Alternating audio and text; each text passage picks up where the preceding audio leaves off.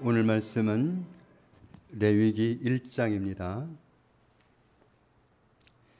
레위기 1장 1절부터 9절까지 보겠습니다. 여호와께서 회막에서 모세를 부르시고 그에게 말씀하여 이르시되 이스라엘 자손에게 말하여 이르라. 너희 중에 누구든지 여호와께 예물을 드리려거든 가축 중에서 소나 양으로 예물을 드릴지니라. 그 예물이 소의 번제이면 흠없는 수컷으로 회막문에서 여호와 앞에 기쁘게 받으시도록 드릴지니라. 그는 번제물의 머리에 안수할지니 그를 위하여 기쁘게 받으심이 되어 그를 위하여 속죄가 될 것이라. 그는 여호와 앞에서 그 수송아지를 잡을 것이요 아론의 자손 제사장들은 그 피를 가져다가 회막문 앞 제단 사방에 뿌릴 것이며 그는 또 그 번제물의 가죽을 벗기고 각을 뜰 것이요 제사장 아론의 자손들은 제단 위에 불을 붙이고 불 위에 나무를 버려놓고 아론의 자손 제사장들은 그 뜬 각과 머리와 기름을 제단 위에 불 위에 있는 나무에 버려놓을 것이며 그 내장과 정강이를 물로 씻을 것이요 제사장은 그 전부를 제단 위에서 불살라 번제를 드릴지니 이는 화제라 여호와께 향기로운 냄새니라. 아멘.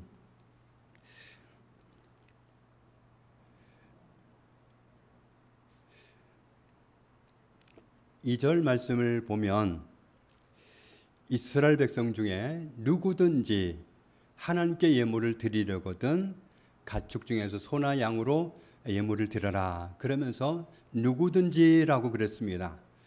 하나님 앞에 죄가 있어서 죄 문제를 해결해야 된다고 하면 남자든 여자든 누구든지 죄 문제를 해결하기 위해서 짐승을 드리면서 하나님께 나아가야 했습니다. 자기가 부정한 사람이 된 사실을 알고 정결함을 얻기 위해서 제사를 드리기 위해 하나님께 예물을 가지고 나오는 제도를 레위기에서는 말씀해 왔습니다. 부정하게 된 사람이 정결함을 얻기 위해서 죄 사함을 얻기 위해서 제사를 드리는 과정을 6단계로 나누어서 볼 수 있습니다. 제사를 드리기 위해서 맨 처음 할 일은 뭐냐 하면 짐승을 회막으로 데려가는 겁니다. 그런데 이때 중요한 게 있습니다. 아무 짐승이나 데려가면 되는 게 아니라 물론 짐승 중에서도 소다, 양이다, 비둘기다 정해주는 것이 있지만 비둘기 중에서도 아무거나 소 중에서 아무거나 되는 것이 아닙니다. 정해진 짐승이어야 되는데 3절 말씀을 보면 어떤 것이어야 되느냐면 단서가 붙습니다. 흠 없는 것이어야 됩니다. 흠이 없어야 됩니다. 이 당시에는 오늘날처럼 하나님께 제사할 수 있는 그 성막이 처음에 성막이라고 그랬죠. 성막, 회막 이렇게 불렀는데 성막이 많이 있지 않았습니다. 예루살렘에 딱 한 곳 있었기 때문에 하나님께 죄 문제를 해결하기 위해서 제사를 드리려면 짐승을 데리고 성막까지 가야 되는데 성막은 예루살렘에만 있습니다. 예루살렘 근처에 있는 사람이야 쉽지만 멀리 사는 사람은 흠없는 짐승을 가지고 목적지까지 간다는 게 참 어려운 일입니다. 처음에는 흠없는 짐승을 골랐는데 가다가 탈이 날 수도 있습니다. 흠이 있는 짐승이 되면 그러면 가보나 만합니다. 가서 제사장에게 검사를 맡을 때 흠이 있는 상태가 발견되면 다시 돌아가야 됩니다. 퇴짜기 때문에 아예 도중에서 흠 있는 짐승이 되면 돌아가는 게 빠릅니다. 그래서 가서 흠 없는 짐승을 다시 바꿔가지고 오면 거의 1년 가까이 걸릴 수도 있는 일입니다. 그래서 하나님 앞에 짐승을 가지고 오면 그 다음에 뭘 해야 되냐 하면 짐승에게 안수를 합니다. 4절 말씀을 보면 그는 번제의 머리에 안수할지니 그를 위하여 기쁘게 받으심이 되어 그를 위하여 속죄가 될 것이라. 그라고 나와 있습니다. 누가 안수하느냐 하면 그라고 나와 있는데 그가 누군가 봤더니 속죄를 받을 사람입니다. 끝에 보니까. 그리고 중간에 보니까 기쁘게 받으시게 된다 그랬으니까 제물을 드리는 사람이 맞습니다. 그러니까 제물을 드리는 사람이 자기가 끌고 온 짐승 머리에다가 안수를 하는 겁니다. 16장 21절을 보면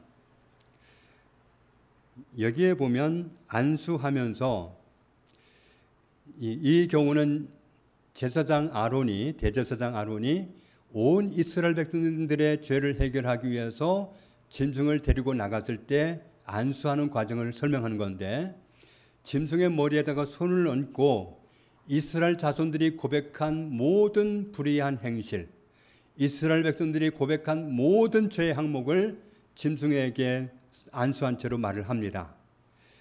그렇게 하는 것이 과정이기 때문에 역시 개인도 짐승의 머리에 안수할 때 자기가 지은 모든 죄를 다 말해야 됩니다.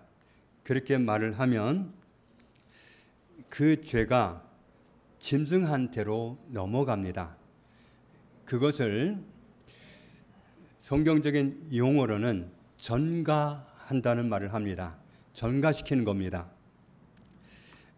그러면 그 다음에는 어떻게 하느냐 하면 짐승을 잡는다고 나와 있는데 짐승을 잡는다는 말의 원어를 보면 죽이는 겁니다. 5절 말씀을 보면 누가 짐승을 잡느냐? 그는 제사장이라든지 대제사장이라든지 그렇게 표현하지 않고 그는 여호와 앞에서 그 수송아지를 잡을 것이요 제물을 드리는 사람이 잡습니다. 잡고 나면 아론의 자손 제사장들이 그 짐승이 죽으면서 흘린 피를 가져다가 회막문 제단 사방에 뿌린다고 나와 있습니다. 짐승을 죽이는 것은 제사장이 잡는 게 아니라 짐승을 끌고 간 사람, 죄 사함을 받을 사람이 짐승을 잡는 겁니다. 짐승을 죽일 때는 아무렇게나 죽일 수 있지가 않습니다. 짐승을 죽일 때 어디를 찌를 거냐, 세 군데 중에 한 군데를 찔러야 된다, 이런 것을 제사장이 가르쳐 줍니다. 미간을 찌르든지 동맥을 자르든지 심장을 찌르든지 선택을 하라고 합니다. 심장을 찌르면 즉사코스니까 찌르면 되겠는데, 그래서 모르는 사람은 맨 처음에 뭐 찌르겠느냐 하면은 심장을 찌르겠다고 합니다. 지난번에 말씀드린 것처럼 심장은 어디에 있는지 위치를 정확하게 알 수 있는 것도 아니고, 사람 같으면 더 정확하게 알 수 있을 테지만 짐승은 심장의 위치를 정확하게 찝을 수가 없습니다. 거기다가 심장은 깊은 곳에 있기 때문에 칼로 찌르는 게 아니라 긴 쇠꼬챙이를 가지고 찔러야 됩니다. 그 쇠꼬챙이를 가지고 찔러야 되는데 여간해서 직통으로 찌르기가 어렵습니다. 그러니까 직통으로 찔러서 맞을 때까지 찔러야 되기 때문에 거의 12번, 13번 찔러야 짐승이 심장을 맞고 죽습니다. 또 미간을 찔러도 되는데 미간을 찌를 때는 칼을 이렇게 잡고 찌르는 게 아니라 이 미간을 정말 세게 찔러야 되기 때문에 칼자루를 거꾸로 잡고 내리 찔러야 되는데, 지난번에 말씀드린 것처럼 이것도 쉽지가 않습니다. 그래서 짐승이 피하니까 눈을 찌르고 다시 한번 내리치는데 또 반대 눈을 찌르고, 정말 이 안면이 정말 만신창이가 되도록 찔러야 미간이 무너지면서 짐승이 죽습니다. 동맥을 찌를 때는 동맥은 빨리 죽는 게 아니라 피를 다 쏟아내 주기 때문에 이것도 쉬운 일이 아닙니다. 그래서 이 짐승 제사를 드리는 사람의 모습을 밖에서 보면, 다른 객관적 이치에서 보면 미친 사람 같답니다. 피가 튀어가지고 온몸에 피투성이고 정말 아무리 죽이고 싶어도 죽지는 않고, 그래서 정말 그 모습을 보면 미친 사람이 따로 없는 그런 상태로 짐승을 죽인답니다.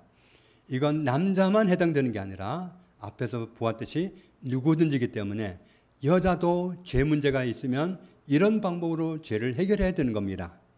이렇게 해서 죄 문제를 해결하고 하나님께 나가야 되는데 어렵게 짐승이 죽었습니다. 그러면 그 다음은 뭐 해야 되느냐 하면 짐승의 가죽을 벗기는 겁니다. 짐승의 가죽을 벗기는 것도 쉽지가 않답니다. 그래서 잘 벗기는 방법이 뭐냐면 발 쪽을, 도톰한 살이 있는 발 쪽을 어떻게 자르면 벗겨지는데 그것도 쉽지가 않아서 정말 땀을 뻘뻘 흘리면서 힘을 써야 된답니다. 그리고 이 몸통만 벗겨서 된 게 아니라 머리도 벗겨야 되기 때문에 정말 못할 짓이죠. 그래서 우리가 그런 과정을 거치면서 정말 죄는 지을 게 못 되는구나, 이런 사실을 죄 때문에 제사를 드린 사람이 새기게 되어 있습니다. 그렇게 해서 가죽을 벗기고 나면 그 다음에 뭘 해야 되냐면 각을 뜬다는 표현이 나와 있는데, 각을 뜬다는 얘기는 조각을 낸다는 뜻이고, 조각을 낸다는 것은 마디마디를 다 분리시키는 걸 말합니다. 이 사람이나 짐승이나 마디가 많잖아요. 모든 마디를 다 자르는 겁니다. 그게 각을 뜨는 겁니다. 그렇게 하고 나면 제사가 이제 막바지에 이르는데 조각난 모든 것을 제사장이 번제단에 올려놓고 제사장이 태우기 시작하는데, 그러면 제사가 막을 내리게 됩니다. 그런데 9절 말씀을 보면 정말 특이한 표현이 있습니다. 이렇게 제사를 드리면 맨 끝에 여호와께 향기로운 냄새니라, 하나님이 그 냄새를 향기롭게 받으신다, 이렇게 표현했습니다.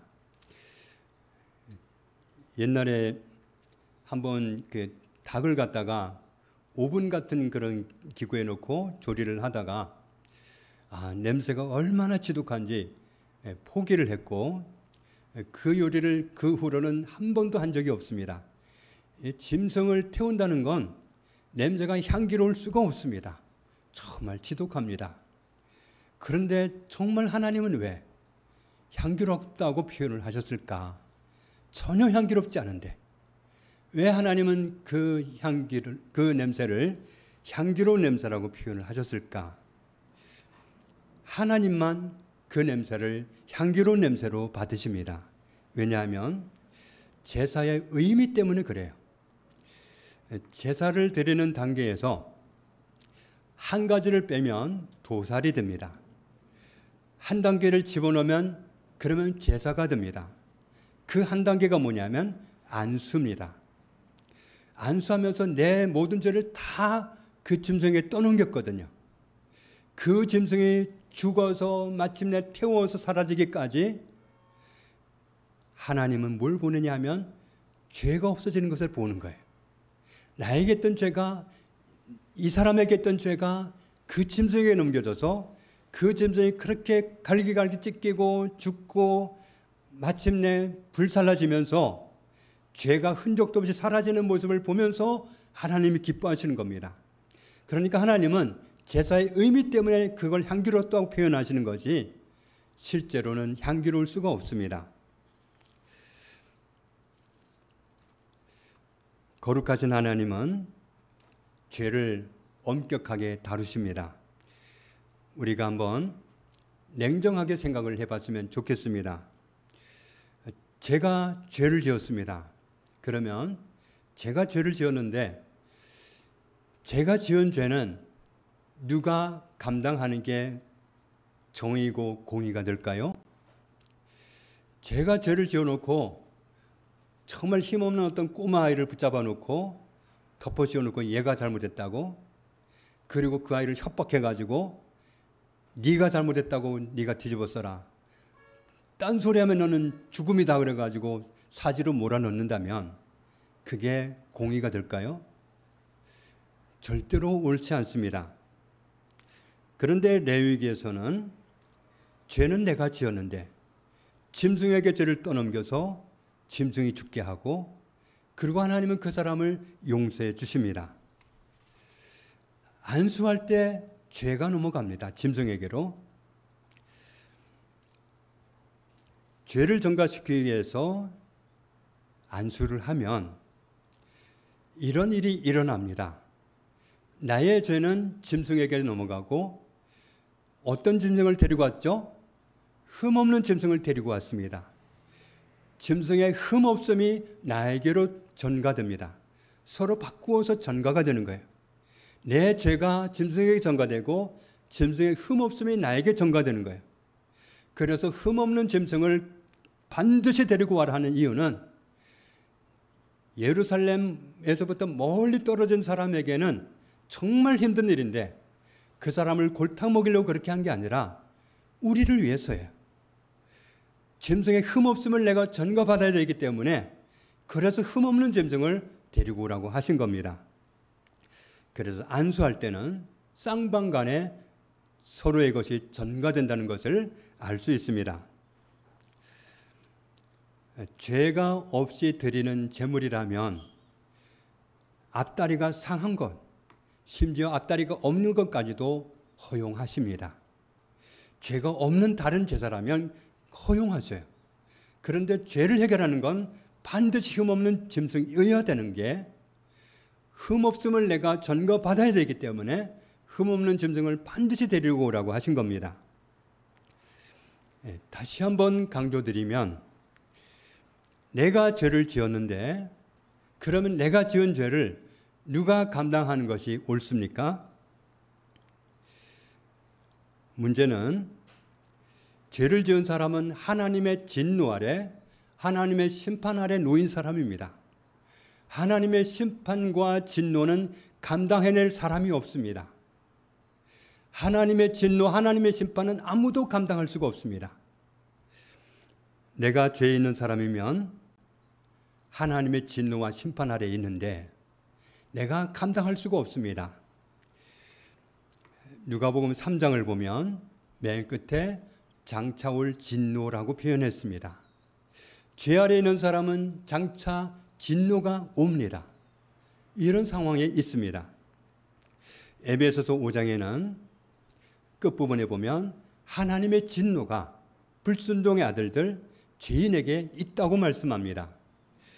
그리고 요한계시록 6장에는 진노의 큰 날이 이르면 누가 그 앞에 능히 서겠느냐. 하나님의 진노는 감당할 사람이 없습니다. 정말 불행하게도 하나님의 진노를 피하지 못하고 그 앞에 선다면 정말 곤욕입니다. 그날은 감당할 사람이 없습니다. 우리는 다 죄를 지었고 그래서 하나님의 진노 아래 있는 존재였습니다. 이 무서운 하나님의 진노에서 벗어나려면 예수님한테 나의 죄를 전가시켜야 됩니다. 로마의 수백 년 역사 중에서 십자가형으로 죽은 사람은 100명이 안 된답니다. 십자가형은 사람이 감당할 수 있는 그 형벌 중에서 가장 악랄하고 정말 당하는 사람에겐 가장 정말 힘들고 무서운 징벌이라서 여간에서는 그런 징벌을 내리지 않기 때문에 100명 안쪽에 사람들이 징벌을 받았답니다. 98명. 로마의 그 긴 역사 속에 십자가형으로 죽은 사람은 98명이었습니다. 그 중에 한 분이 예수님이죠. 십자가형은 세상에서 가장 처참하게 사람을 죽이는 형벌이었습니다. 십자가형이 내려지면 전에 우리가 그런 영화 봤었죠. 예수님이 고난 당하시는 그런 영화를 본 적이 있는데 십자가형이 내려지면 넓은 마당에 가운데 바위 덩어리가 있고 그 바위 덩어리에다가 죄인을 도망가지 못하게 묶어 놓습니다. 그리고는 채찍으로 때리기 시작하는데 채찍이 종류가 많습니다. 길이가 긴 채찍은 2m, 3m가 된답니다. 그러면 휘두르면 한참 있다 감기죠. 감기면 그 끝에는 나비 모양의 납조각이 붙어 있는데 날카롭습니다. 그게 주로 어디에 붙느냐면 주로 갈비뼈에 가서 붙습니다. 붙자마자 내리친 사람이 이 채찍을 당기면 갈비뼈가 그대로 나가는 겁니다. 그 얼마나 때릴지도 모릅니다. 어디에 맞을지도 모르고 어느 뼈가 나갈지도 모릅니다. 그리고 채찍이 짧은데 여러 가닥의 채찍이 있는 그런 채찍이 있습니다. 그 끝에는 쇠자국이 있는 쇠 덩어리가 있는데 그 사람을 눕혀놓고 등을 내리치는데 그 등뼈가 그냥 그대로 뽑혀져 나오는 겁니다. 그런 정말 감당할 수 없는 그런 매질을 당하고 그리고 거의 채찍을 맞아서도 죽은 상태나 다름없는 사람을 십자가를 지어서 십자가 형장으로 끌고 가서 거기에서 못 박아 죽이는 겁니다. 예수님이 우리를 위해서 십자가형을 언도받으셨습니다. 예수님은 정말 그 당시에 제자들에게 이해가 되지 않았습니다. 물 위를 걸으시던 주님이 누구도 감당할 수 없는 하나님이란 증거가 분명하던 그분이 그날따라 정말 중한 죄인으로 세상에서 가장 악랄한 죄인으로 나쁜 죄인으로 몰리는 그 말도 안 되는 십자가형을 언도받을 때 예수님은 한마디도 안 하셨습니다. 부당하다느니 거기서 이놈들 하면 끝나는 건데 화도 내지 않으셨습니다. 자기가 정말 몹쓸 짓을 한 사람처럼 십자가형을 그냥 그대로 받으셨습니다. 아무 힘없는 사람처럼 아무 권세 없는 사람처럼 끌려가시고 그 채찍으로 그렇게 맞으시고 침뱉음을 당하시고 주먹으로 치는 걸 당하시고 정말 온갖 조롱의 말을 다 들으시고 진짜 죄인처럼 행동하셨는데 그게 바로 우리를 위해서 그렇게 하셨기 때문입니다. 그날 예수님에게는 옷이라고는 천조각 하나 없었습니다. 예수님이 십자가에 달린 그림을 보면 천으로 이렇게 감아놓은 모습이 보이지만 그건 그려놓은 것이고 십자가형을 언도받은 사람은 옷이라고는 하나도 못 걸칩니다. 그러니까 십자가 밑에서 사람들이 예수님 옷을 가지고 제비를 뽑죠. 옷 입은 채로 채찍 맞고 있으면 다 너덜너덜했을 텐데 누가 그 옷을 제비 뽑겠어요? 멀쩡하니까 제비 뽑았죠. 예수님 몸에는 요즘 말로 하는 팬티도 없었습니다. 예수님이 그 수모를 당하신 이유는 내가 예수님께 죄를 전가시켜 드렸기 때문입니다.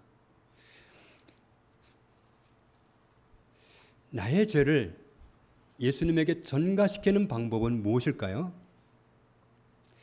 죄인 된 사람이 자기의 죄를 예수님에게 전가시키면 마땅히 내가 죄인이었기 때문에 나에게 쏟아질 하나님의 진노와 심판이 비껴갈 텐데 나의 죄를 예수님에게 전가시키는 방법은 뭘까요? 나의 죄를 짐승에게 전가시키는 방법은 안수였습니다. 그러나 우리는 지금 예수님에게 안수할 수가 없지 않습니까? 그것은 믿음입니다. 무슨 믿음이냐면 예수님을 그리스도로 믿는 믿음입니다. 예수님을 믿는다는 의미는 내가 죄를 범해놓고 나의 죄를 예수님에게 전가시킨 사람을 말합니다. 내가 죄를 짓고 나니까 하나님의 진노와 심판이 기다리고 있는데 내가 그것을 감당할 수 없다고 그래서 내 죄를 예수님에게 전가시킨 사람, 그 사람이 예수님을 믿는 사람입니다. 내가 죄를 범했지만 하나님의 엄중한 심판과 진노가 두렵고 감당할 수 없어서 예수님한테 전가시키고 살 길을 찾은 사람이 예수님을 믿는 사람입니다.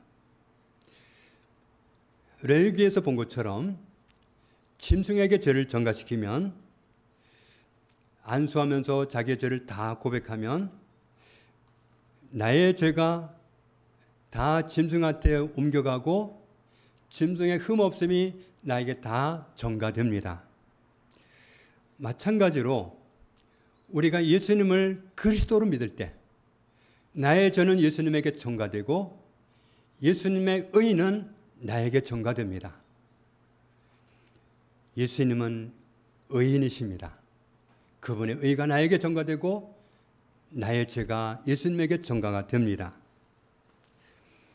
그렇게 되면 예수님은 나를 대신한 죄인이 되시고 나는 예수님의 의를 받아서 의인이 됩니다. 그래서 우리가 의인이 된 겁니다. 우리가 의롭게 살아서 의인이 된 게 아니라 예수님의 의가 나에게 주어져서 내가 의인이 되었습니다. 그래서 디도서 3장 5절에 이렇게 말씀하죠. 같이 읽습니다. 우리를 구원하시되 우리가 행한 바 의로운 행위로 말미암지 아니하고 오직 그의 긍휼하심을 따라 중생의 씻음과 성령의 새롭게 하심으로 하셨나니. 아멘. 예수 그리스도를 믿을 때 나의 죄는 예수님에게 전가되고 예수님의 모든 것이 나에게 전가가 됐습니다.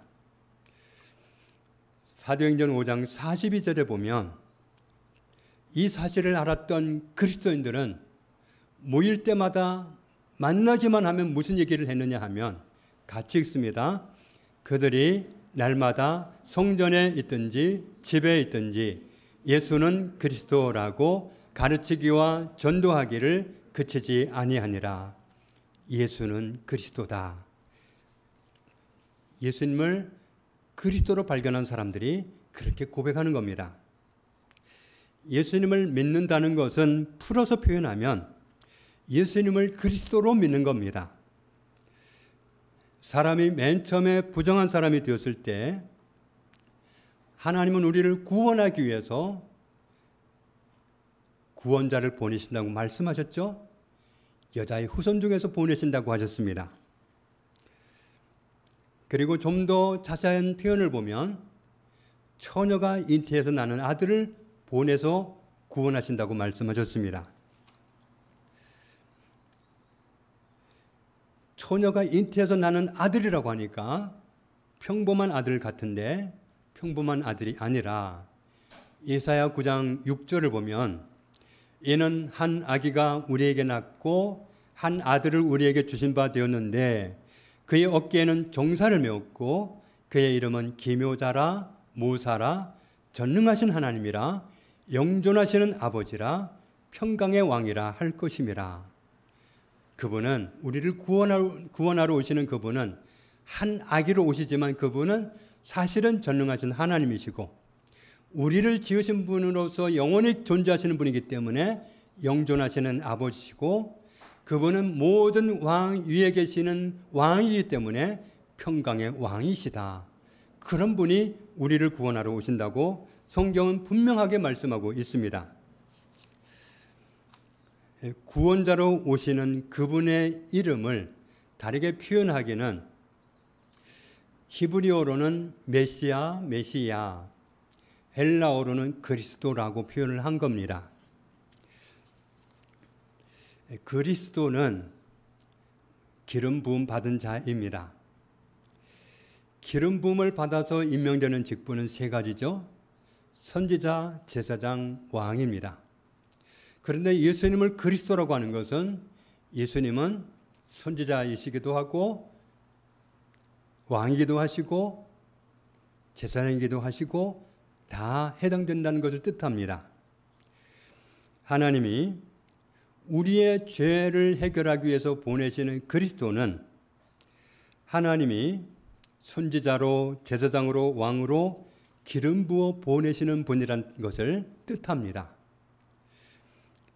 하나님이 선택하셔서 기름 부어서 보내시는 그리스도가 우리의 죄를 떠안고 우리가 받을 하나님의 진노와 형벌을 대신 받으시고 우리를 거기에서 구원해내기 위해서 당하신 사건이 십자가 사건이었습니다.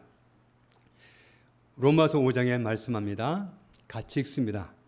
그러면 이제 우리가 그의 피로 말미암아 의롭다 하심을 받았으니 더욱 그로 말미암아 진노하심에서 구원을 받을 것이니.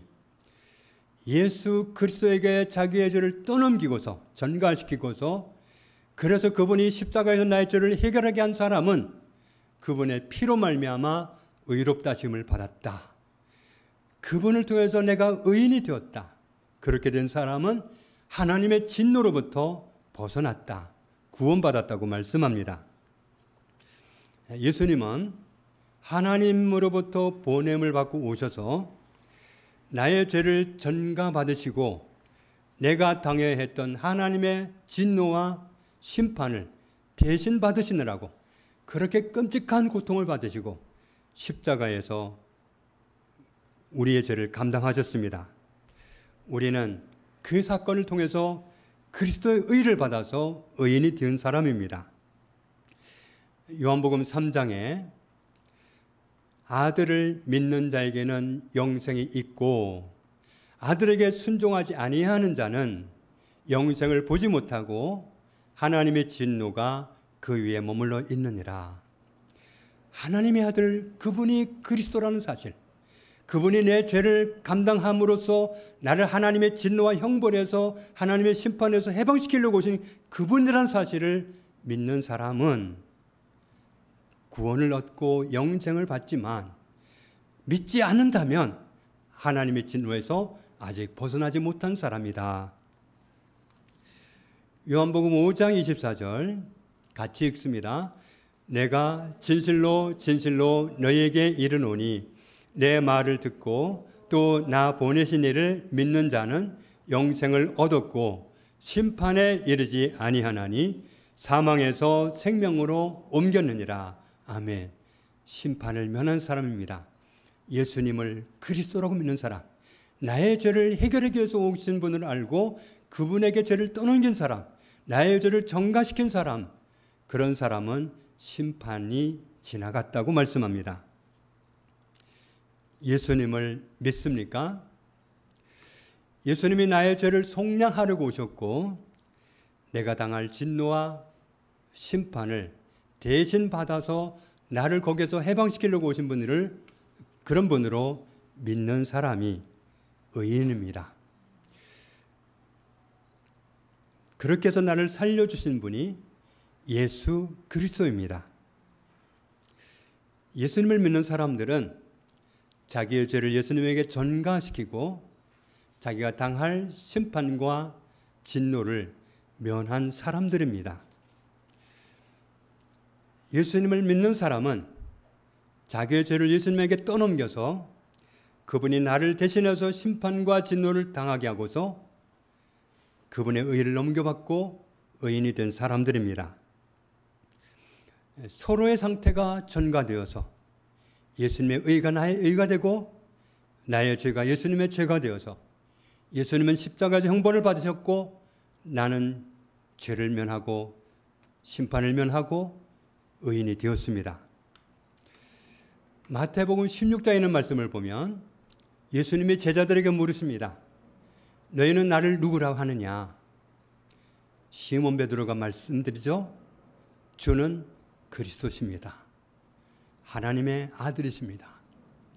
주님은 그리스도십니다. 내가 당할 심판과 진노를 면하게 해주려고 나의 죄를 전가받기 위해서 오신 분 그리스도입니다. 그리고 살아계신 하나님의 아들입니다. 마가복음 1장에 하나님의 아들은 예수 그리스도입니다. 예수님이 그리스도다. 예수님이 나의 진노와 나의 심판을 대신 넘겨받고 고난받음으로써 나를 해방시키려고 오신 그리스도이시다. 이것이 복음입니다. 이것이 우리에게 주는 기쁜 소식입니다. 죄는 지어도 되는 게 아닙니다. 우리가 죄의 형벌을 안 받았습니다. 앞으로도 형벌을 안 받아도 됩니다. 진노를 안 받아도 심판을 안 받아도 됩니다. 예수님이 대신 받으셨기 때문입니다. 예수님이 대신 받으실 때 얼마나 끔찍하게 받으셨는지 보셨기 때문에 죄는 허용할 수 있는 게 아닙니다. 우리는 이제 아무렇게나 살아도 되는 그런 존재가 아닙니다. 내 죄 때문에 얼마나 끔찍한 고통을 당하셨는데, 그렇게 해서 내 죄가 그분에게 전가되는 바람에 그분이 그런 수모를 겪으셨는데, 그렇게 해서 내가 살았고, 그렇게 해서 내가 의인이 되었고, 그렇게 해서 내가 심판과 진노를 면했는데, 내가 아직도 죄를 아무렇게나 여기고 죄를 묻힌다면 이건 도리가 아닙니다. 요한복음에 말씀합니다. 요한의 말을 듣고 예수를 따른 두 사람 중에 하나는 시몬 베드로의 형제 안드레라. 요한을 통해서 안드레가 먼저 예수님을 만났습니다. 안드레가 예수님을 누구로 알았을까요? 그 다음을 보면 알 수 있습니다. 그가 먼저 자기의 형제 시몬을 찾아 말하되, 베드로를 말합니다. 안드레가 자기 형 시몬 베드로를 찾아가서 말하기를, 우리가 메시아를 만났다. 안드레는 그리스도를 알았던 겁니다. 자기가 그리스도를 만났기 때문에 우리가 그리스도를 만났다. 우리의 죄를 담당함으로 내가 당할 진노와 하나님의 심판을 면하게 해줄 분이 오셨다. 내가 그리스도를 만났다. 내가 그분을 만났다고 전도한 겁니다.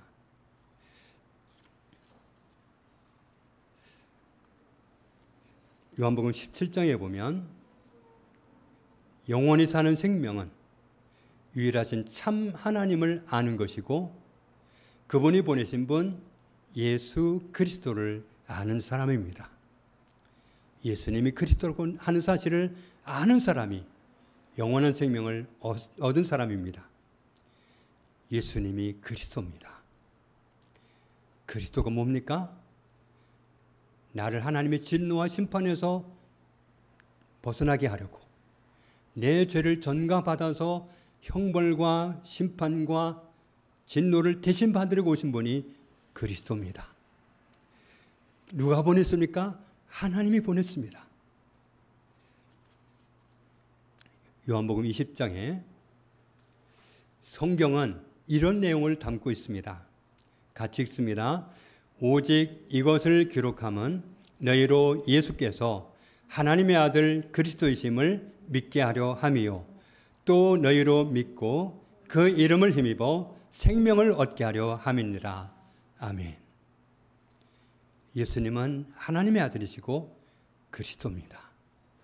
그리스도가 뭐하러 오셨습니까? 우리를 하나님의 진노와 심판에서 꺼내려고 오셨습니다. 그러면 어떻게 꺼내십니까?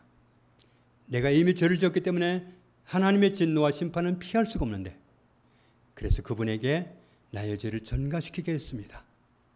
나의 죄를 전가받은 예수님은 당신이 아무 말을 안 하셨습니다. 정말 내가 지은 죄를 당신이 지은 것처럼 내가 당할 수모와 진노와 하나님의 심판을 고스란히 참아내심으로 나를 구원해내신 겁니다. 예수님이 그리스도입니다.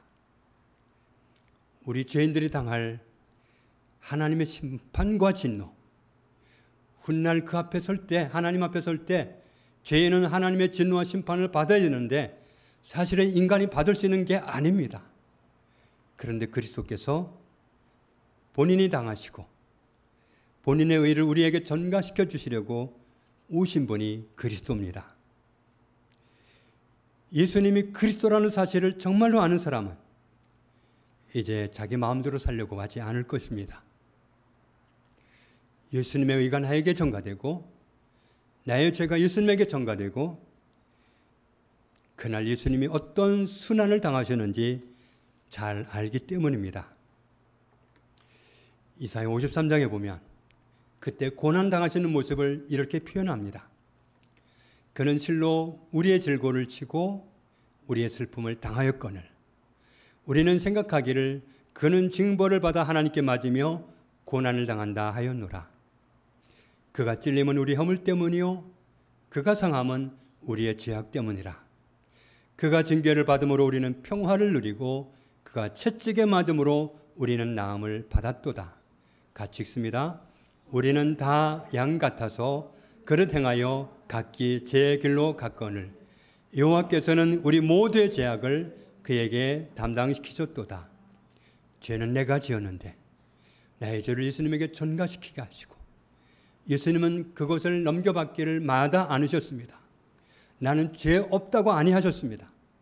내 죄를 넘겨받던 그날 예수님은 그대로 받아들이시고 죄인이 받는 모든 수모와 고통을 다 당하시고 하나님의 심판, 죄인이라서 받는 하나님의 심판, 하나님의 진노를 대신 다 받아내셨습니다. 그렇게 해서 우리가 살아난 겁니다. 예수는 그리스도입니다. 예수님이 그리스도입니다. 나의 형벌과 내가 당한 하나님의 진노와 심판을 내가 받아낼 수 없다는 사실을 아시고 대신 받아내려고 오셔서 진짜로 받아내시고 당신의 의를 나에게 입혀주시고 의롭다고 하신 분, 그분이 예수 그리스도입니다. 예수님이 그리스도라고 하는 사실, 이 분명한 진리를 가지고 승리하며 남은 세월을 살아가는 저 여러분 되시기를 주님의 이름으로 축복합니다. 주님 감사합니다. 우리가 죄를 지었습니다. 형벌을 받을 자는 우리였습니다. 그 숱한 고문, 그 고통 당할 것은 우리였습니다. 하나님의 진노와 하나님의 심판은 우리가 받는 게 마땅했습니다. 그러나 우리는 그것을 당해낼 수 없다고 친히 인간의 몸으로 오셔서 우리 죄를 전가받으시고 대신 죄인이라 하시면서 아무 변명도 안 하시고 하나님의 진노와 심판을 대신 다 받아내심으로 우리를 의인 만드시고 우리를 살려주신 주님 감사합니다. 예수님은 우리를 살려주신 그리스도입니다. 우리의 심판, 우리의 진노를 대신 받으심으로 건져주신 그리스도이십니다. 어떻게 구원받은 사실을 밝히 깨닫게 하시고 아무렇게나 몸을 돌리는 사람처럼 아무렇게나 행실해서 죄를 묻히는 우리가 되지 않기를 원하옵고 주께서 바라시는 거룩한 그리스도인으로 살게 해 주옵소서. 예수님의 이름으로 기도합니다. 아멘.